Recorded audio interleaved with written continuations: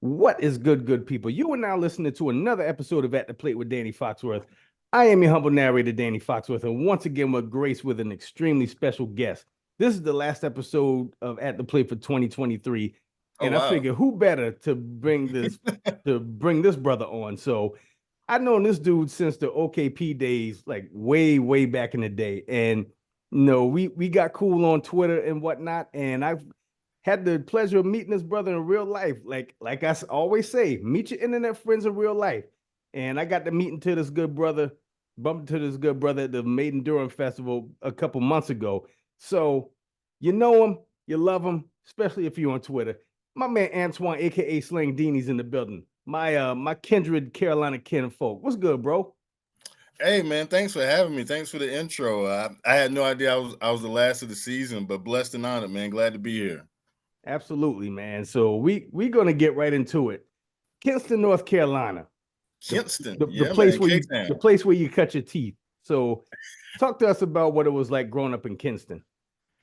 Oh man, Kinston. Well, the funny thing is, like, I didn't move to Kinston until I was. Let me see, how old was I? That has to be second grade. So I was like 7 or 8. But both of my parents are from Kinston, so even when I was a kid, like living in Missouri, we get sent to Kinston for the summer. So for me, coming from Missouri, like as like 5, 6 year old, I just thought this was like black heaven. Like it was coming from Southeast Missouri. I was like, it's black Yeah. people everywhere. Like there's a mall and there's nothing but black people, and hip hop is playing everywhere, and it's not country music. Like I thought Kinston was just like black heaven. So when we finally got to like move there later, second grade, it was I mean, it's the 90s. So if you're from Eastern North Carolina, you probably know the reputation of Kinston as being a little bit, not a little bit, but very much a high crime area, although it's a town of less than 25,000. But growing up it was fun. Like I think sports is just like a universal thing everywhere, but especially in Kinston. Basketball wise, from my cousin Stackhouse to all the way back to Cornbread Maxwell to Brandon Ingram. So sports is just, especially on the basketball side, but even baseball, like my grandma had her own softball team.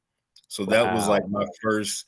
Yeah, and it's crazy because like my grandma doesn't have like a business Right. to true small town politics. She just had like a really good, she's saved and sanctified now, so I could say this, but she just had a really dope liquor house, and things were cool, and she had her own softball team. And for me it was like, I'm 7, and like I've seen like George Steinbrenner and stuff on TV, but like my grandma's an owner, and like she has like players, and like they have jerseys. And so for me, like Kinston was just like this little small like black mecca of like black ownership and sports. And yeah, it was just, growing up was just fun, man. Like I didn't know any better. I didn't feel like I was missing out on anything. Excuse me. Being in a small town.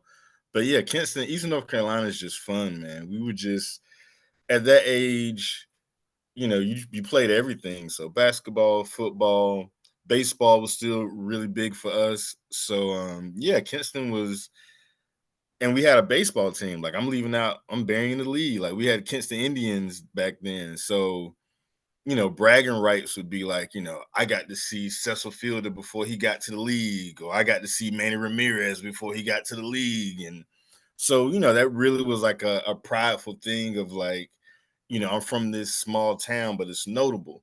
So like seeing Bull Durham and then being like, and next we played the Kinston Indians. And I was like, yeah, like we up Yeah. there. Yeah, it was just, it's a small town, but it has like these little pockets of, renown and fame that kind of passed down. But I'm getting long-winded, but my point is Go ahead, Kiss, man. Take your time. but yeah, Kiss is just like a very, especially then, it probably was closer to like 70% black. Now it's probably like 58, 60. But yeah, especially in the 80s, 90s, it was just like fun. Like I just remember, like I said, going to see my grandma's softball team, hanging out with the players. being that nerd who looked at all the box scores, playing Babe. South Carolina, y'all had Babe Ruth? No, we had Dixie Youth. Oh, okay. Yeah, so we had Babe Ruth League. So yeah, I was playing Babe Ruth. Thought I should have made All-Stars. Felt like I got snubbed, but that's neither here nor there. I feel the same way. I felt I'm the trying to same let way it when I was in slide Dixie Youth. 30 years later, but I'm just like, man, I felt I put a good season together. But yeah, Kinston is great, man. Man, I remember there was one time that I went to Kinston. My cousin, Oh he wow. was working at the DuPont plant down here amongst Corner, and he got Oh yeah. transferred to the one in Kinston. So I went to go visit him one weekend. And I was just like you, man. I was just shocked at the amount of black people that lived in that town. I was like, man, this is dope. And yeah, you just kind of see it like at church. You go to grocery stores, like, back then, and it sounds crazy saying, but like we still had like black grocery stores. Like we had Sutton's and we had Henderson's and we had Rainers. But yeah, it was like we had like black owned businesses, and Top Bottoms and Souls is where you went and got your suits and your best linens and all that type stuff. But Yeah. you kind of lived in a very black world where, yes, I still had like white teachers, and it's still, contrary to what people say, it's still the South of North Carolina. but but it really was just like, especially in the 80s and 90s, you know, all the clubs were owned by black people. Um, yeah, just a lot of like little small businesses and stuff like that. But yeah, it was different from what I had seen in the Midwest. And my pops was military, so we had lived in Utah, and it was totally different when we got to Carolina. Got you. Man, you took me back talking about Henderson's, man. Because that's the first place where my cousin Eric took me. Oh, yeah, man, you get a box of chicken for like probably, Dude, I don't know what it is now, but it would be like $3. yes. Rack up, because actually Henderson's wasn't too far from Granger Stadium where the Indians played. Yeah. Yeah, it was actually like right around the corner. Man, you really took me back talking about Kinston, man. I vividly remember going to Henderson's and getting that chicken, man. That was some good eating right there. Yes, So sir. Yes, sir. you bringing up the Kinston Indians and your grandmother owning this, like basically running the softball team, that pretty much tied into what my next question was, which was going to be, what were your earliest baseball memories? Oh, wow. I didn't know that was coming. Man, let me think. Two that stand out. So I'm a Mets fan, and excuse me. My first like real like sports memory, um 86 Mets winning the title. Like I just remember like my brother like almost hitting the ceiling. Like we were just like being two black boys. Doc Good and Darryl Strawberry were just like it for us. It was just like, I'll be like, I'm Strawberry, you could be Doc. Like we might switch places some days, Yep. but that was it. So that was like the first like joy, like sports joy connection. Like this means something, I guess, type of deal. And then the second thing I remember is like my grandma low key recruiting. So she would, we'd be playing like against another team or whatever, and the guy might have like 2, 3 hits in a row. And, she would just be real polite and be like, you had a great game, son. And, I like the way you carry yourself. And, if that manager ain't treating you right. And it was just like low key, like seeing like on this very local level, like her negotiating and her being like, if they ain't treating you right. And I'm like, what could the treatment be for like softball teams? I don't even know. But, Yeah. but she was laying down like the game thick of like, you need to be on my team. We could use you. And I just remember being like, as a kid, just being impressed that like you could really like talk your way into something. Like she really like had these young men being like, oh word, like I ain't think about it that way. So yeah, it was just, I guess in a weird way, seeing like business on one side and being like a fan on the other side. It was like my two earliest memories. That's dope. And it's funny how her mom was like, she had the she had that it was E40 would say she had that devastating mouthpiece. Man, yeah. And like, and not even, and it's almost like, and it's funny now because like she's very, very much a saved and sanctified church woman. But just I gotta make sure I say that, in case this gets to her Facebook. But still just like that southern church mama comfort, like just knowing how to talk to men in a way that other people probably wouldn't think about. Mm-hmm. And yeah, just very, very persuasive and smooth. Like it was like to this day, I'm still just like, you were doing your thing, grandma. She's like, I was just, it's like, nah, you were nice with it. So yeah, like that was some cool insight to see for sure.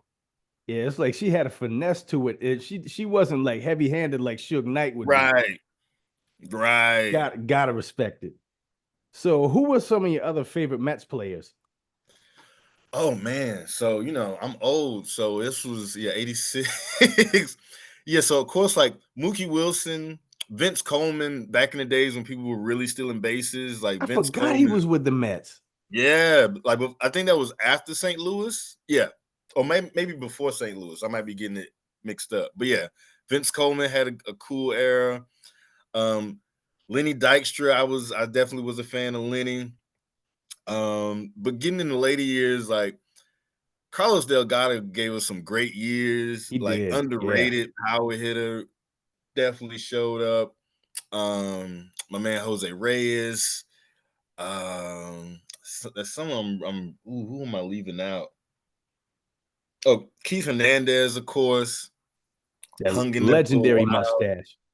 Oh man, like impressive in all ways. Yeah, and a great commentator now too. Yeah. Who else was? That's a guy I'm forgetting. There's a picture. Brett Saberhagen with he had Ooh, the like a pitcher. Yeah. little sidearm joint. Mm-hmm. Because he was with Kansas City a bit as well. But yeah, I remember when he got to the Mets, I was like, I thought, I just thought the championships were going to roll in. But yeah, Brett Saberhagen, that's a slept on one. But yeah, and currently, I still ride for Francisco. I feel like he gets a lot of flack. Lindor gets a lot of flack, especially here in New York. Like people aren't, but I'm like, end of the year, you look at the stats, he's one of the best hitting shortstops out there.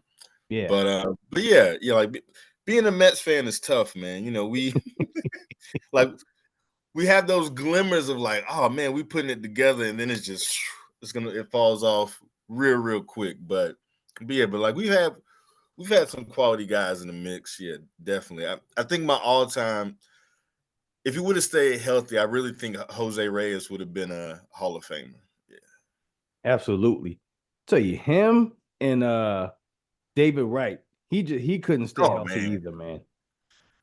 And he was one of my favorite players to watch it. He man in that hot corner. Man in that hot corner, hitting for power, like he was like a Jeff Bagwell, Kim Caminiti type. Like he was, oh Mm-hmm. man. And just like you said, couldn't be healthy when we needed him to be healthy. Oh man. Or the years that we got the pitching was the years that he was like the most injured. Like when we had Thor, and oh man, don't even get me Man, don't even get me Thor, started, man. Matt Harvey just couldn't put it together, man. We were cursed, man. We were cursed. I don't know what the curse is. I've been trying to figure it out.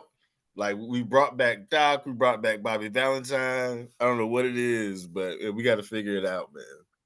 Man, I remember when I was a kid and seeing Ron Darling when he was on Sesame Street one time.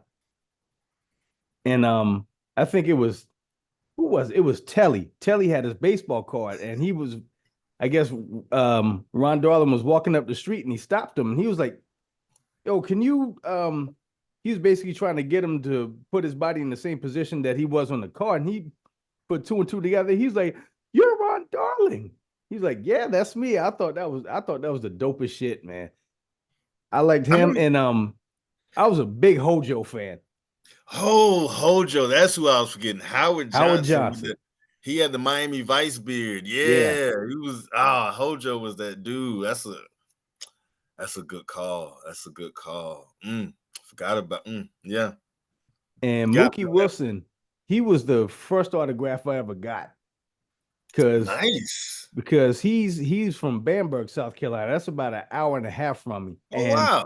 my mom used to work for this mobile CAT scan unit, and one of her stops, like on Mondays and Wednesdays, she would do her CAT scans at Bamberg County Hospital, and he happened to be there one day, and I rode with her to work, and on the way out, I was like, "Oh shit, that's Mookie Wilson," and he stopped and he talked to me for about 10 minutes. Man, he was Oh super man. cool. Gave me his That's what's autograph. up.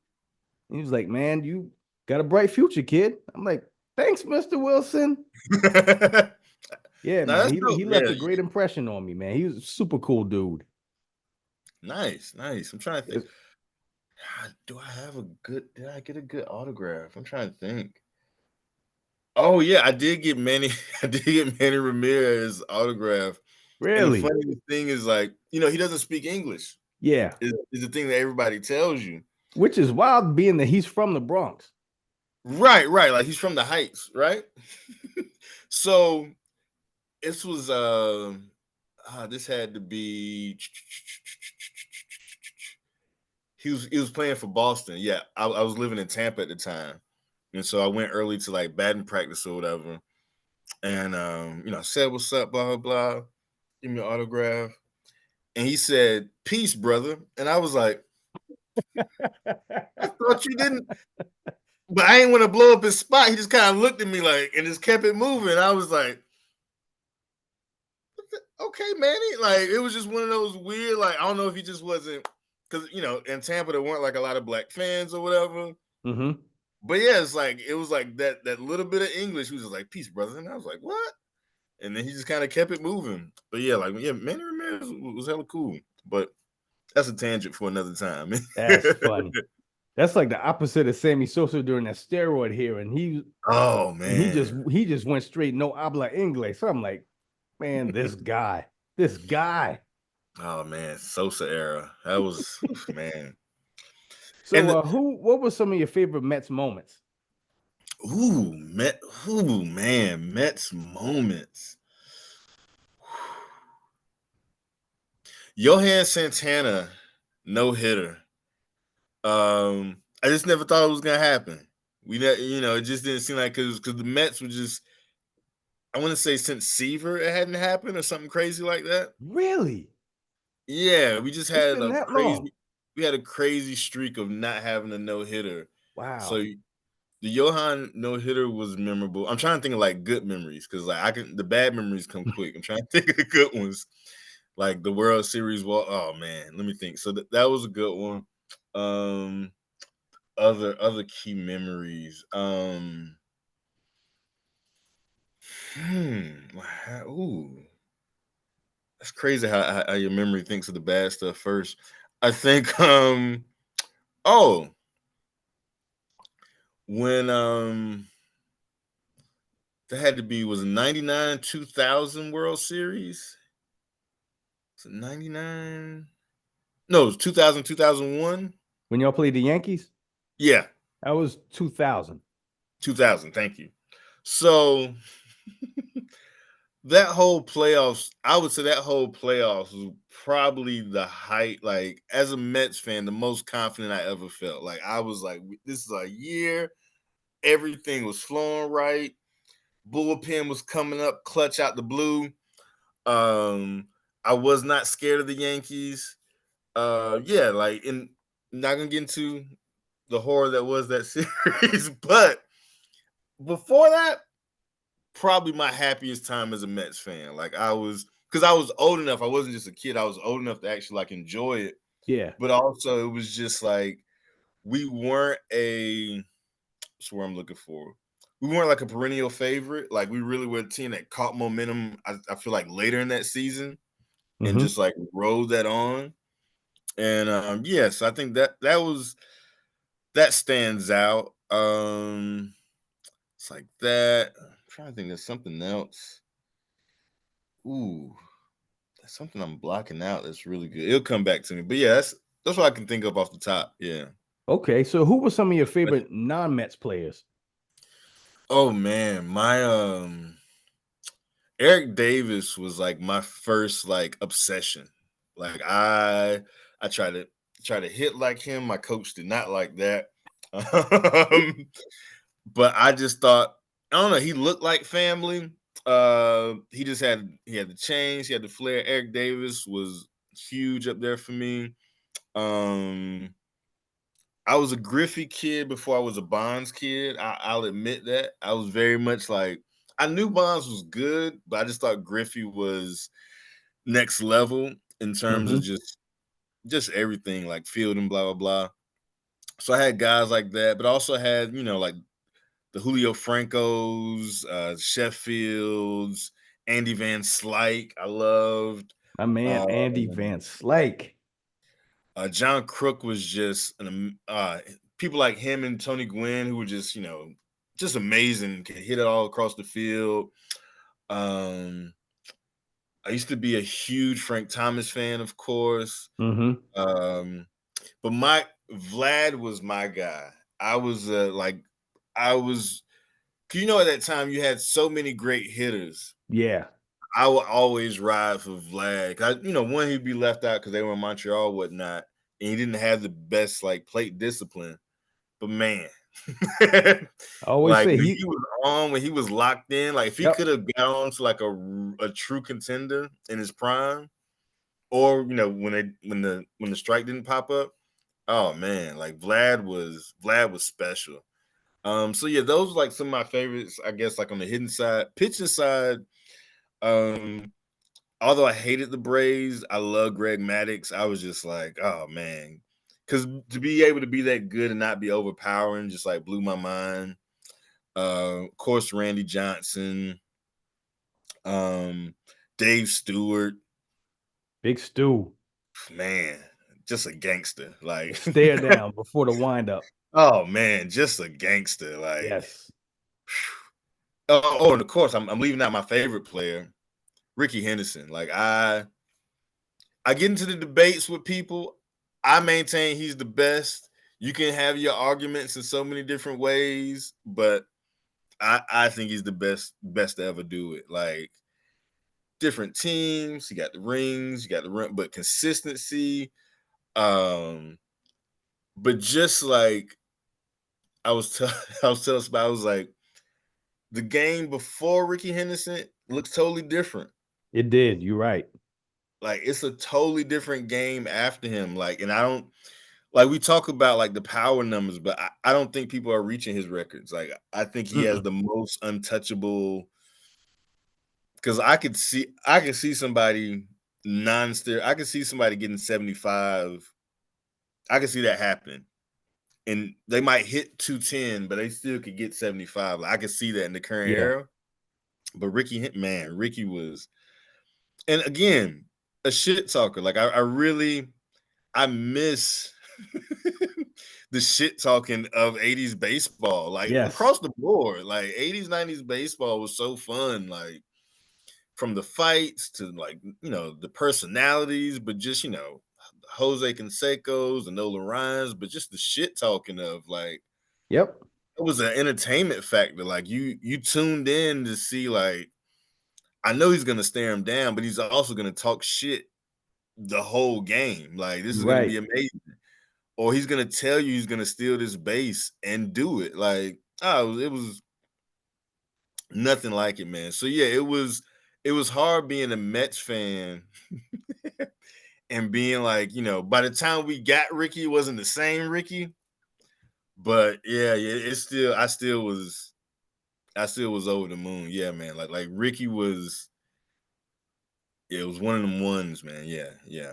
100%. And every time I think of Rickey Henderson, I think of that story that Harold Reynolds told when I think Rickey Henderson was hurt that year.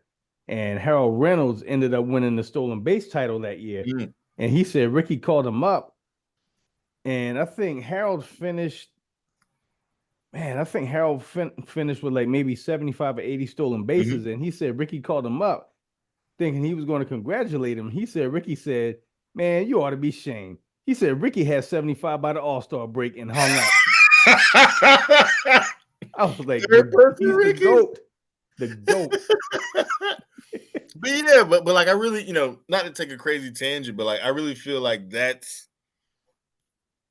would bring more people to the game in a way that we just don't see today, where like, there was no social media, but you had just like these real personalities that and those personalities are still there, I think, in the league. It just isn't promoted in the same way. Yeah, I agree.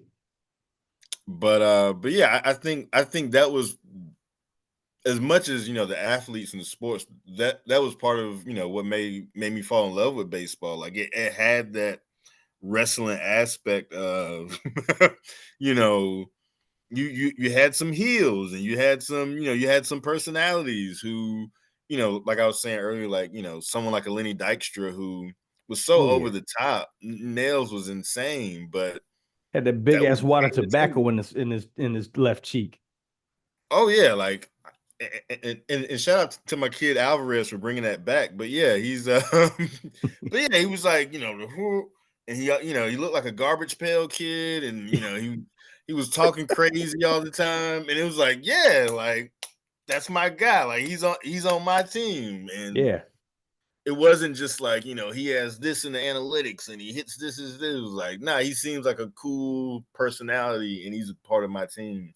And I think like that was, as much as you know, as much as it was like great athletes and great skill, it was also just like it was hella entertaining. And I think, for me, at least as a baseball fan, like the 2000s, I kind of like fell off a bit, and it took me to get playing fantasy just to kind of get back into it. Okay. Yeah. Dope, dope. Because I was almost in that same boat with you, like after the 94 strike, because Griffey was going on his tear. Oh man. No, he was flirting with Yeah. Roger Maris's home run record, and Tony Gwynn was hitting like 394. Oh man, And Tony. they That's took who I both of left those, out. and they took both of those away from us whenever they started the strike. And I was like, I'm done with baseball. And then Sosa and McGuire brought me back. And it's crazy you say that, because the thing that threw me off, I just remember when I call it the Barry Bonds witch hunt started. Hmm. So it went from, of course, he was like chasing the records, blah, blah, blah. And then, I can't remember, I just remember the guy, Pedro, I can't remember his last name, from ESPN. They would just be like sending him like outside of the Balco headquarters or outside of spring training. It was just like these stories that were just based off of what can we find out about Barry Bonds, or and it wasn't like an actual like investigation or case. It was just like all this. Of course, things came out, but it really was just like all this like s- stuff just bubbling in the air type stuff. Hmm. And it's like, yeah, I get it. It needs to be covered, but it would take up like 40 minutes of Baseball Tonight of just like Balco. What do we know? What do we not know?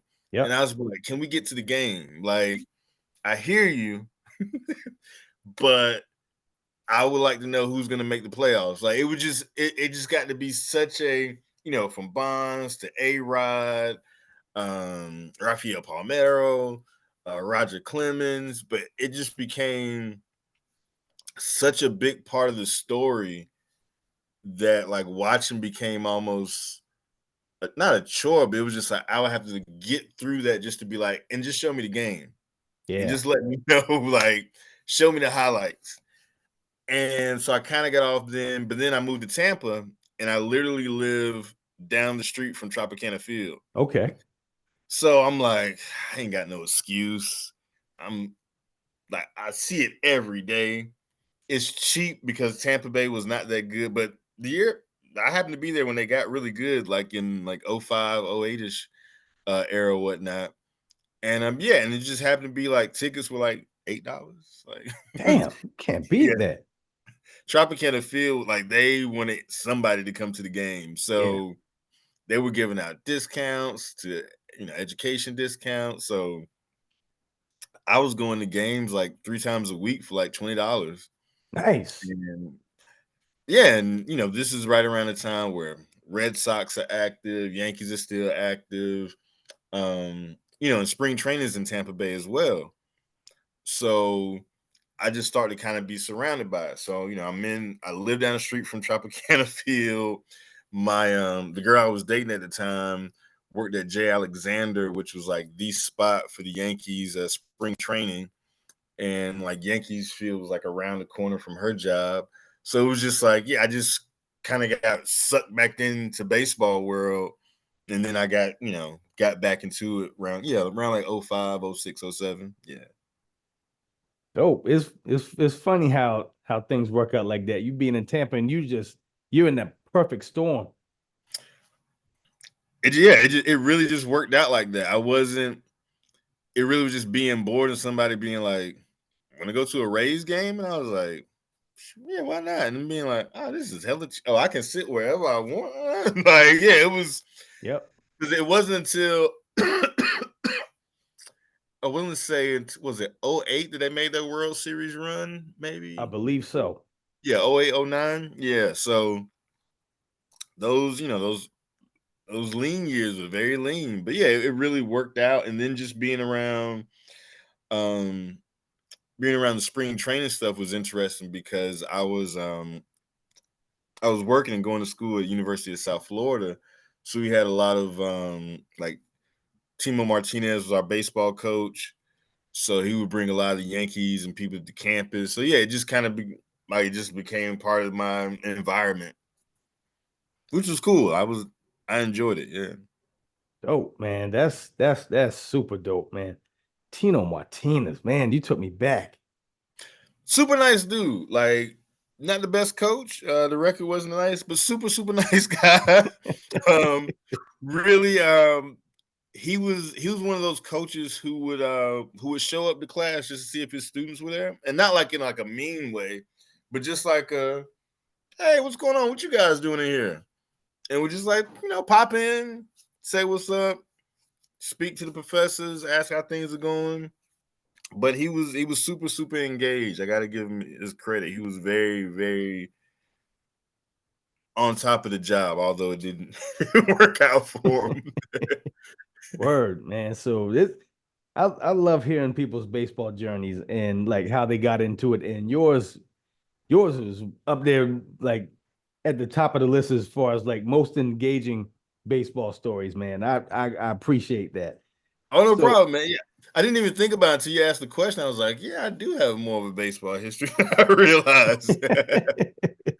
so we're gonna do a little couple of music things. So one Oh, of the things cool. I wanted to talk about because I think you and I both share the same amount of love for this guy, Danny Brown. Oh, yeah. Just wanted to talk about him for a second because that his scaring the hose album with JPEG Mafia. I think I've said it on here a couple of times. That's my pick for my favorite album of the year. Oh, man. Kingdom Hearts, Orange Juice Jones. Yeah, yeah, yeah, yeah. Yeah. Great.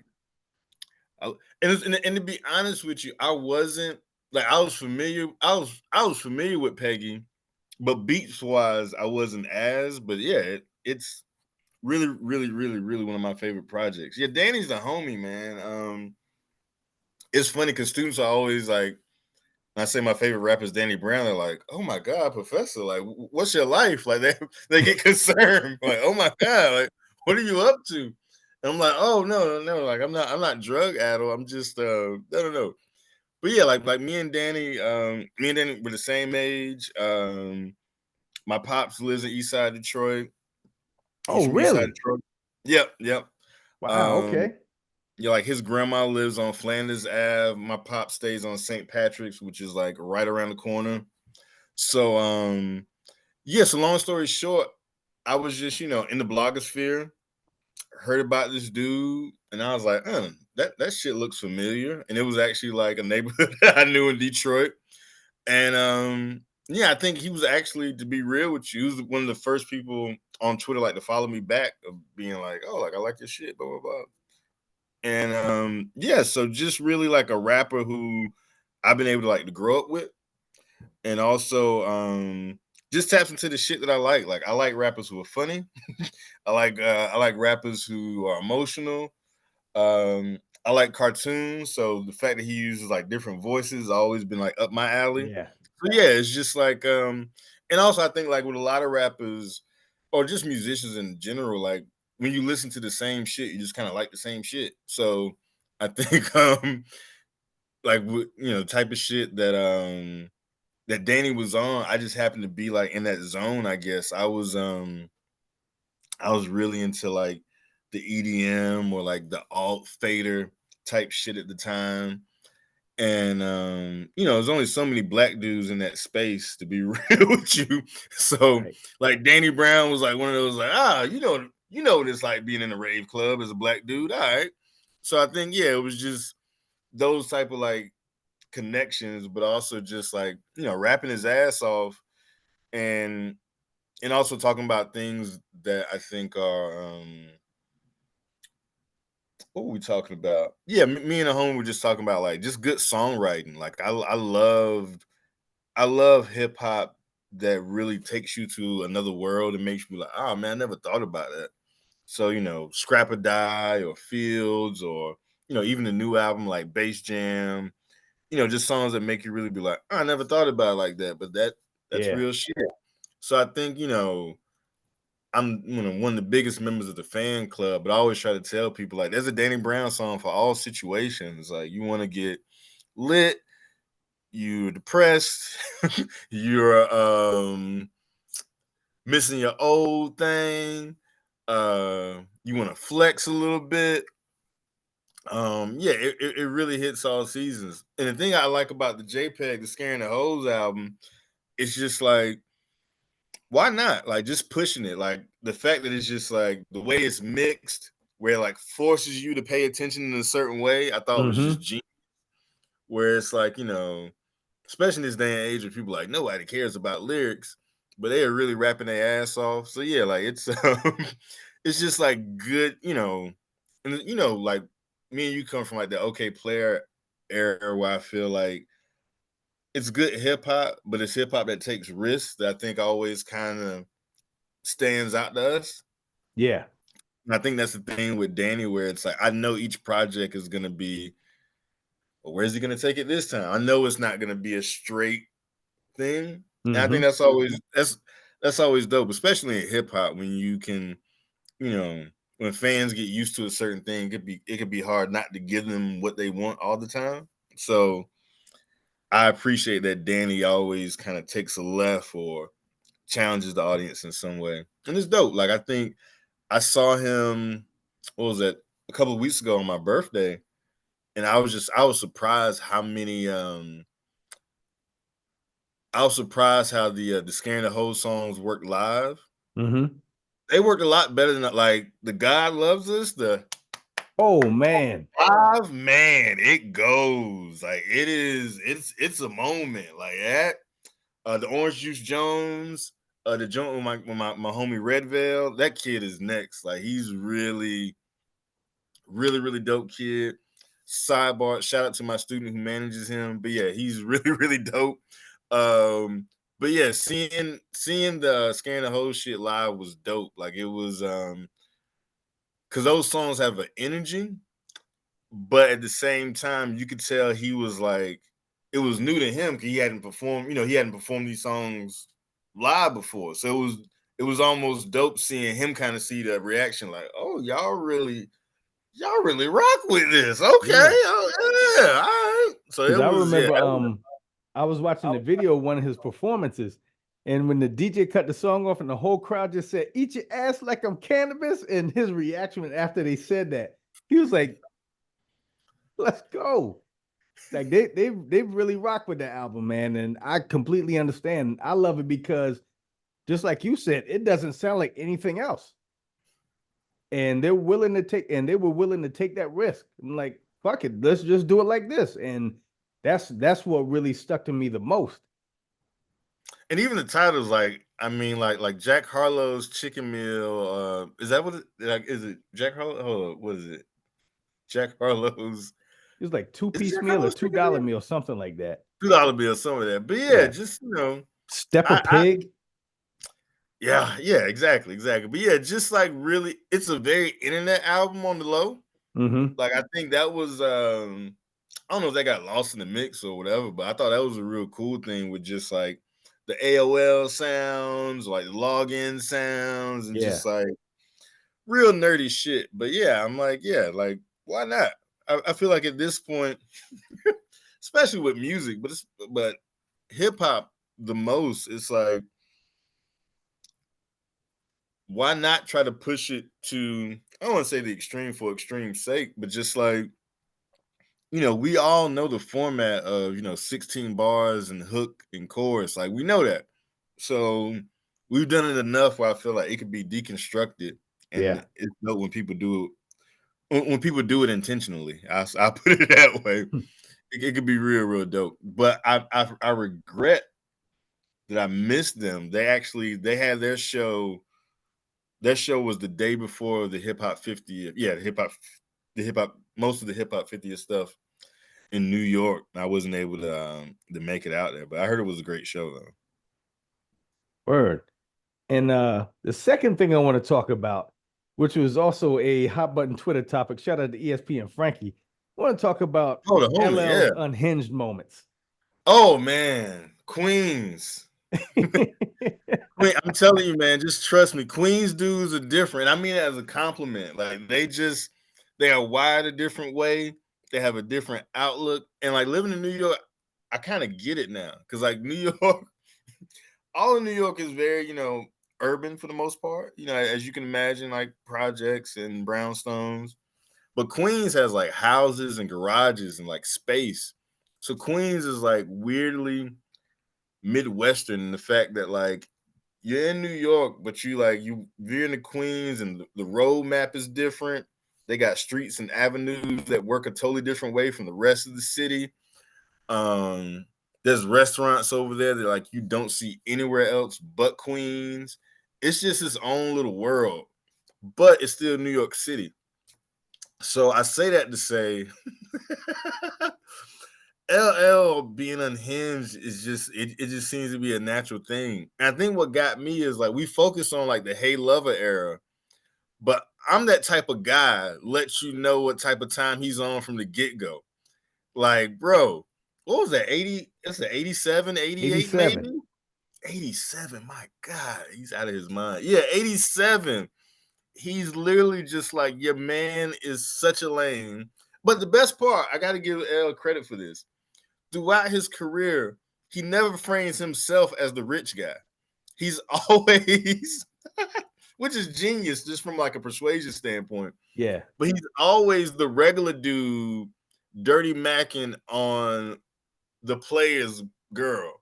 It's always a guy who's like flexing cash, or you give your girls diamond and pearls. Like he's always like, you spoil her, but guess what? LL's in the mix. So yeah, back in 87, he's on that type of time where he's just like, dirty macking is what I do, is what I specialize in.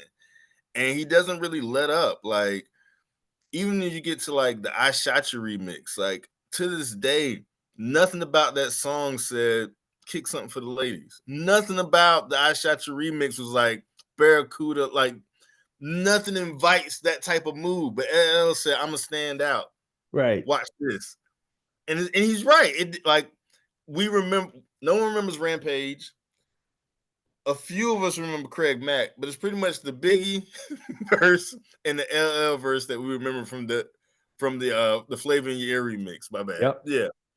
And yeah, like he's just on a different time, man. Like, and he knows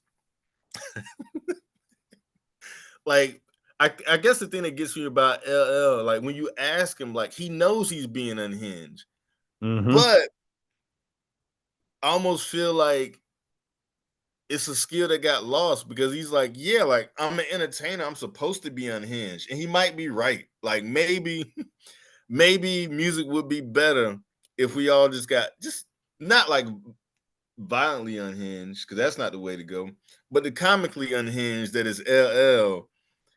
Hey, he lasted for a while for a reason. Like, and the unhingedness keeps it going. Cause yeah, I'm my type of guys like 87. lounging is what, like 90, 98? Like, yeah, like he's, oh man. But my question though is there is there a time where LL went too far? Is there a time, because I look back at some of them, I'm like, I get it, but syrup, the syrup on the car, I try to give him the benefit of the doubt In broad daylight. in Queens. Like, because the This best part guy. is it's not like a late night, it's not like a random, no, it's in the middle of the day. Like, you see the bus coming by, like it's not like he's like in an isolated alley. He's just like, nah. And when you ask him, he's like, I thought it should have been more. And that's when I knew, I love man, that. Like he leaned into it more. completely, which is scary, but also genius. So yeah, I'm just like, is there any, is there, I almost want to ask him, is there anything that he felt was like, nah, I can't take it there? Like, I want to know, what did LL say no to? Because they had, like, or does that not exist? Who's to That's a good say? question. I mean, playing the girl's leg like a guitar in the Headstrong video. I forgot about the man, Headsprung. Wow. And that song, Ill Bomb, he had that line, pierce the nipples, put the LL charm on. I'm like, that ain't even necessary. What is his deal? Pierce the nipples, put the LL charm on them. Like, Yeah, all right, yeah, man. yeah. Ilbom is slept on. He got off on that. Like, let's Yeah, he not. did. But I'll never forget that line. Man, I forgot about. I forgot about that. Now, what was the joint? Of course, I mean, like back. I remember backseat. Quick story. I remember backseat of my Jeep came on Dude, with oh my my mom in the God. car. My mom in the car. I think, where were we going? We were like going school shopping or something. And I don't know how this got on radio, but it would just be like, backseat of my, like they would just play the horns for a good minute. And I just remember like trying to fight the head nod, because I was like, oh, this is my joint, but I want my mom. So I'm trying to like fight the head nod. Yeah. And I just remember my mom, I just remember like the realization coming on my mom's face of like, oh, like, and my mom is super, super Christian. So yeah, this was, I mean, he had a I line just on that remember her song. being, He said, staring at your cornea, you getting hornier and hornier, hornier. I'm hornier. like, Yes, yes, all yes, right, Todd, sure. yes, yes. And like in 97, this was 99 jams. Your 99 jam, no, 102 jams was letting it rock with the hornier and hornier. And I just got my head down, like, why has she not changed the station? And yeah, it was just, I just remember my mom just being like, he nasty. And like, that's not something that my mom would say regularly, but she was like, oh, he nasty. And I was just like, man, like my mama think you nasty. Like, you got a problem, bro. But yeah, it's it's crazy. Like, he's really maintained this for such a long time. Like, even man, even when he gets on his, like, I'm gonna give it, what was it? What was this thing about the meatballs? He was saying, he was talking about rap battles, and he was like, "I'm gonna serve you meatballs sooner or later," or something like that. Like, even like his threats to battle were unhinged. I was like, why are you calling people meatballs? Like, what '80s bully calls people meatballs? Like, why do you talk like Biff? Like, it's so he's such a character, man. And like, I think, but but I really think it's just like trying to be the ultimate entertainer. Like, he's like, I think my brother went to, yeah, I got my brother tickets to see him on like the Rock the Bells tour. And he's like, he does not get tired. He was like, yo, You're right. he's like, he does a full set running across that stage and flexing. And he was like, he does not tire. And I was like, bro, that's at his age too. Yeah. It's insane. But yeah, the unhingedness might, that might be the fountain of youth that we don't realize. That's a good point, because I remember when when he had the Force tour made a stop in Charlotte, and I went to go see him. I think that was back in September, and I had the Yeah, same reaction. I'm like, this dude is 55 years old, like moving across the stage like he's still in his 20s, man. You might be onto something with that theory about his unhingedness being that secret fountain of youth. it's crazy because that's the same thing. Yeah, my brother saw him at the Raleigh show, and he was just like, he was like, you see everybody else, do their thing, and it's like, it's dope to see him, blah blah. He's like, but LL really like blows you away at just like, he's in shape for this, and he's like, Yeah. he's not. The breath control is there. He's not forgetting any lyrics. He doesn't miss a beat. Like he's surgical with it. But yeah, like that crazy laugh and like maybe that's that's the secret. I don't know, man. I don't know. I don't know if the axe is the secret. But Oh man, I went back and watched his oh, episode of Hot Ones, and he had oh that same God, maniacal laugh. man. Like when Sean Evans asked him what was the genesis of pink cookies in a plastic bag, and he was like, I don't know, man. I was high when I wrote it. And then he just had this long ass maniacal laugh. I'm like, never change, Man, the LL. space he went to, I was like, yo, that is a super villain. Like, I do not, but like, I always, it takes to another bad tangent in theory. But I used to always worry about rappers that didn't have a crew. I was just like, yo, like what? Like, because nobody can corral you if you get out of control. Like, LL never had, like, he had cut creator, but he never had like from what I remember, I never remember him having like a crew to be like, yo, chill, like you doing too much. Yeah. Like he didn't have, I mean, maybe Russell Simmons at some point or somebody at Def Jam, maybe, but he never had a crew to be like chill. But hey, it kind of worked out for him. So maybe that's Yeah. My favorite shit is still when that story Questlove told about him. And What's that? he actually brought it back up when LL was a guest on Questlove Supreme probably a week or two ago. And I think I think Quest was I'm trying to remember the genesis of the story. I think he saw LL and I don't know if Questlove was having issues with what he was wearing, what Questlove had on, or he was like feeling self-conscious about what he had on, and he was like, LL looked at me, he's like, man, don't even worry about it, yo. He said he looked at his lips, he's like, you look phenomenal, B. And he brought that story back up when LL was on Questlove Supreme, and I was like, yes, that was an OKP classic right there. Oh So man. I think that was, was that after the Will Smith story? I remember OK Player when Quest went to Will Smith and was like giving us like the tour of Will Smith's crib, was like, yo, the screens just came down from the ceiling. We were like, oh my God, like, wow. Yeah, that was I do remember that story now. I think, yeah. I think this is around time he started doing like the unplugs and stuff, right? When mhm. Roots were doing like, yeah, yeah. That's crazy how come back full circle with them doing the Force tour and everything now. Yeah. I know, man. It is wild. So now we're going to get into the 5 question segment. So the first and last All question is right, the man. same My question bad. I ask every guest I have on here. And questions 2 through 4 are 100% random. So question number 1, what was Slangdini's go-to school lunch items? School lunch items. Ooh. Hmm. Mm.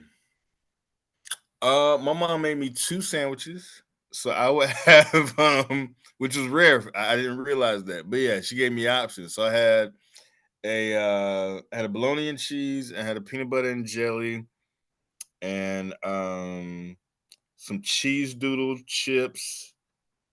And if I was really, really balling, I might have an applesauce.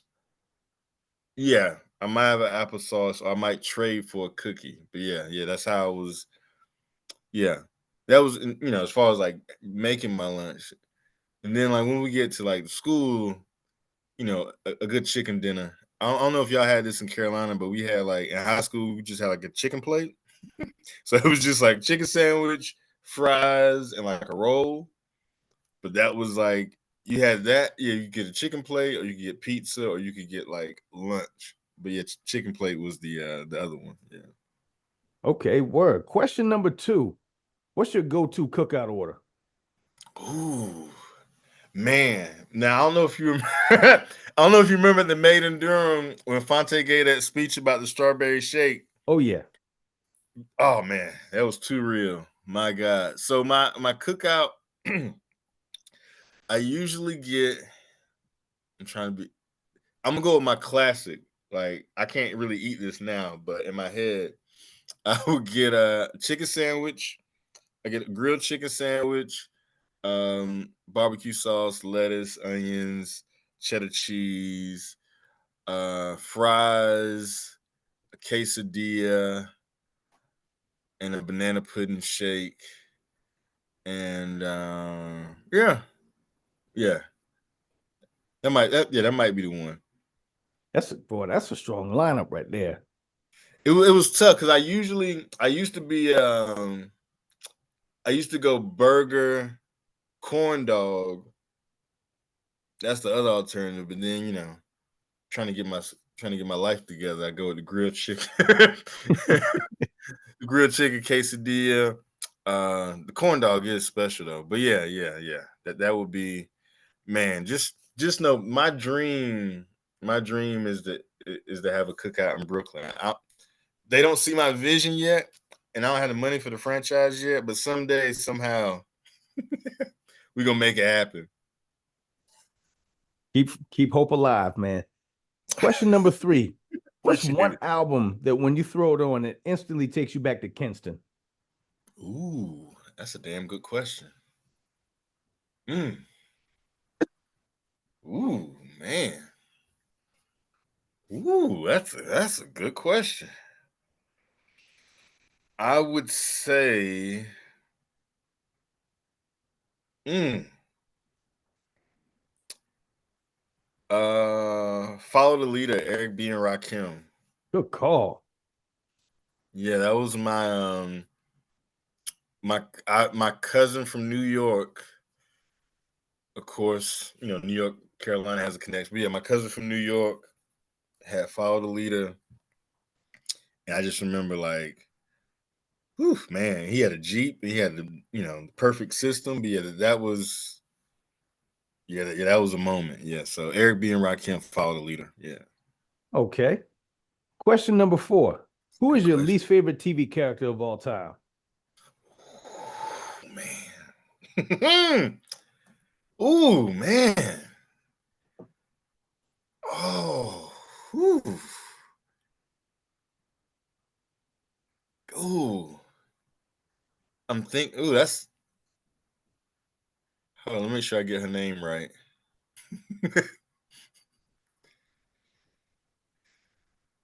Oh, because I despise, oh man. Brenda from 6 Feet Under. Yeah. I don't know if you ever watched 6 Feet Under.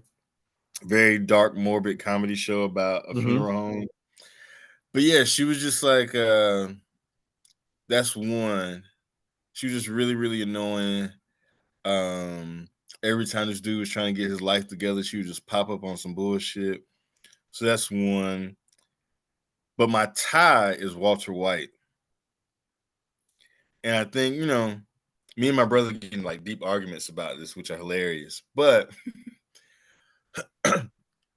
once he didn't need the money for cancer, and he just becomes like evil. Like I'm not rooting for him anymore. I get a lot of people still did. I get it. Heisenberg, I understand it, but I'm just like, nah, like that dude really became not only evil, but like white privilege evil. Like nobody but a random white guy in New Mexico could get away with that type shit. So yeah, Walter White and Brenda from 6 Feet Under are my yeah, like just as soon as I see those characters, like my blood is just yeah, those are the two. Yeah. And question number 5. What was the last thing that really made you laugh?